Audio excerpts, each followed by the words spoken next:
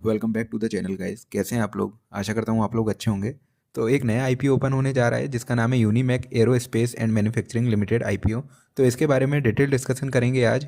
क्या आईपीओ है, कब ओपन होगा, कब क्लोज होगा, क्या अदर इंपॉर्टेंट डेट्स हैं, कंपनी क्या करती है, क्या जीएमपी चल रहा है, सारी चीज़ों के बारे में डिटेल में एक बार देखेंगे। तो चलिए सबसे पहले चलते हैं अपने आईपीओ वाले स्क्रीन पे, वहाँ पे पूरा डिस्कशन चालू करेंगे। तो चलिए ये आ गए हम हमारे आईपीओ वाले स्क्रीन पे। तो बात करें तो आईपीओ ओपन होगा 23 दिसंबर को, क्लोज होगा 24 दिसंबर के दिन। और फेस वैल्यू रखा गया है ₹5 पर शेयर्स का। प्राइस बैंड रहेगा 745 से 785 शेयर्स का। और लॉट साइज जो रखा गया है वो रखा गया है 19 शेयर्स का, मतलब एक लॉट में आपको मिलेंगे 19 शेयर। टोटल इशू साइज जो है वो है 500 करोड़ का, जिसमें से 250 करोड़ अपना ऑफर फॉर सेल है और 250 करोड़ ही फ्रेश इशू है। एनएससी बीएससी दोनों पे अब हमको लिस्टिंग देखने को मिलेगी इस शेयर की। अब बात कर लेते हैं अदर इंपॉर्टेंट डेट्स के बारे में। अगर आपने आईपीओ में अप्लाई किया है तो आपको अलॉटमेंट मिला या नहीं मिला ये पता चलेगा 27 दिसंबर को। अगर नहीं मिला है तो जो आपका फंड है वो आपको रिफंड हो जाएगा मंडे को, यानी कि 30 दिसंबर के दिन। डीमेट अकाउंट में जो शेयर क्रेडिट होंगे वो भी 30 दिसंबर को होंगे और लिस्टिंग होगी नेक्स्ट डे यानी कि मंगलवार के दिन 31 दिसंबर को। अब बात कर लेते हैं किस कैटेगरी में कितना परसेंट रिजर्वेशन रखा गया है। तो क्यूआईबी कैटेगरी में रखा गया है 50% का रिजर्वेशन, रिटेल कैटेगरी में रखा गया है 35% का रिजर्वेशन, एचएनआई कैटेगरी में एज यूजुअल हमेशा की तरह रखा गया है 15% का रिजर्वेशन। अगर आपको रिटेल कैटेगरी में अप्लाई करना है तो आपको मिनिमम एक लॉट के लिए अप्लाई करना पड़ेगा। और अगर आपको स्मॉल एचएनआई कैटेगरी में अप्लाई करना है तो मिनिमम 14 लॉट की एप्लीकेशन आपको लगानी पड़ेगी, जो कि होती है 2 लाख से ऊपर वाली एप्लीकेशन। और अगर आपको बिग एचएनआई कैटेगरी में एप्लीकेशन लगानी है जो कि होती है 10 लाख से ऊपर वाली एप्लीकेशन, तो आपको 68 लॉट्स के लिए एप्लीकेशन लगानी पड़ेगी। जो अभी प्रेजेंट शेयर होल्डिंग है प्रमोटर की वो है 91.83। अब बात कर लेते हैं कंपनी के बारे में। कंपनी क्या करती है क्या नहीं करती, कब इनकॉर्पोरेशन कंपनी का हुआ था। तो कंपनी का इनकॉर्पोरेशन हुआ था 2016 के अंदर। बेसिकली जैसा कि नाम से पता चल रहा है एरो स्पेस, तो ये जो काम करती है बेसिकली एरो इंजन्स और एयर फ्रेम प्रोडक्शन का काम करती है। ठीक है, जैसे कि किसी कंपनी को चाहिए बिल्कुल प्रिंट, बिल्ड टू प्रिंट या बिल्ड टू स्पेसिफिकेशन, तो ये कंपनी उसको बिल्ड टू प्रिंट और बिल्ड टू स्पेसिफिकेशन का प्रोडक्ट बना के देती है। मतलब जो भी कंपनी जो भी कस्टमर की रिक्वायरमेंट है उसके हिसाब से कंपनी बना के प्रोडक्ट को सप्लाई करती है। इनके जो क्लाइंट है वो arrow space, defence, energy and semiconductor industries हैं। मतलब ये डिफेंस कंपनियों को भी सप्लाई करती है अपने प्रोडक्ट्स की।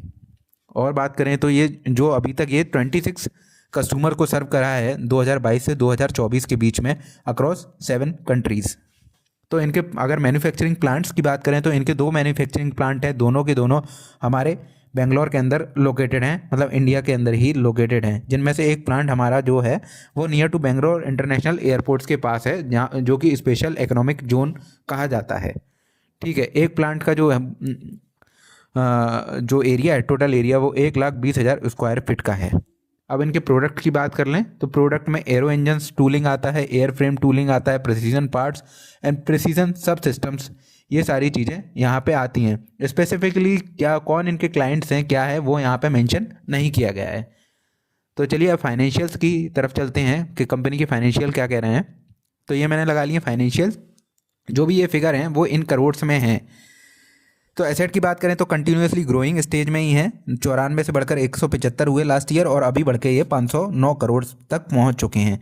अब रेवेन्यू की बात करें तो 94% से सीधा हमें जंप देखने को मिल रहा है 213.79 करोड़ का, जो कि होता है 125%, मतलब डबल से भी ज़्यादा कंपनी ने रेवेन्यू करके दे दिया। वहीं अगर प्रॉफिट आफ्टर टैक्स की बात करें तो उसमें भी अच्छा खासा जंप हमें देखने को मिल रहा है ईयर टू ईयर बेसिस पे।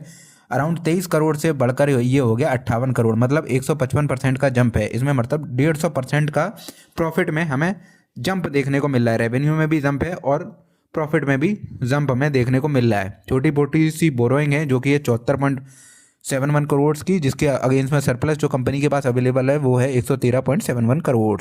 तो काफ़ी अच्छा कंपनी का जो रेवेन्यू मॉडल है वो भी काफ़ी अच्छा है। अब बात कर लेते हैं पी की। तो अभी जो आईपीओ से पहले पी कंपनी का चल रहा है वो है 64.37 और आईपीओ आने के बाद जो रह जाएगा वो रह जाएगा 51.61 का। अब जल्दी से एक बार नज़र मार लेते हैं कंपनी के जीएमपी पे, जीएमपी क्या ट्रेड कर रहा है। तो अभी जीएमपी जो कंपनी का चल रहा है वो 38% चल रहा है हमारे आईपीओ प्राइस के अगेंस्ट में, मतलब कि 300 रुपये का हमको लिस्टिंग गेन देखने को इस कंपनी में मिल सकता है। बात करें अप्लाई करना है या नहीं करना है, जैसा कि कंपनी हमारे एरो स्पेस इंजन्स में डील करती है और आने वाले टाइम में हो सकता है कि हमें इंडिया को या सारी कंट्रियों को एयर डिफेंस अपना मजबूत करने की ज़रूरत पड़े। और अभी कंपनियां कर भी रही हैं, जैसे इंडिया भी काफ़ी ज़्यादा डिफेंस में इन्वेस्ट कर रहा है। और बाकी चाइना की भी बात करें तो उनका तो डिफेंस पहले से ही स्ट्रांग है, अमेरिका का भी स्ट्रांग है, पर वो और उसको डेवलप कर रहे हैं धीरे धीरे।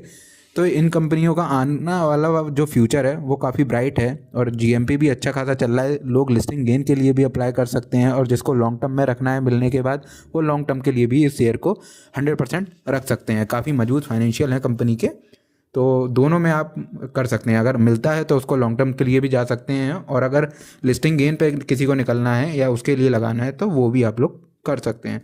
सो that's all for today guys, thanks for watching the video, please like the video and subscribe to the channel.